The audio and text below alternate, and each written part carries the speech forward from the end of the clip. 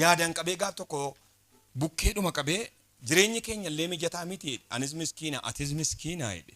Miskiinummaan garuu waa lama. Tokko amala gaariidha akkan inni agarsiisu. Inni tokko nama homaayyuu hin qabneedha.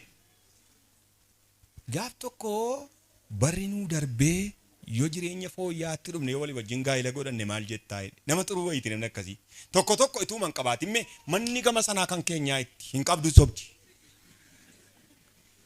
Maatiin keenya meetti baabura baadiyyaa keessatti yoo baadiyyaa dhufete namni si'ana baadiyyaa illee ni mataan du'ee bada malee fayyaa abbaa nagaa baadiyyaatti dhalateetu magaalaa isatti taanu himata. Hafuura sobaa kana Waaqayyo dha'u. Maal amma lafatti dhalatte yoo himte maal cinqiinsa maal nam maal atamaalii qaba maal waan hin qabne qaban moo hin jedhina.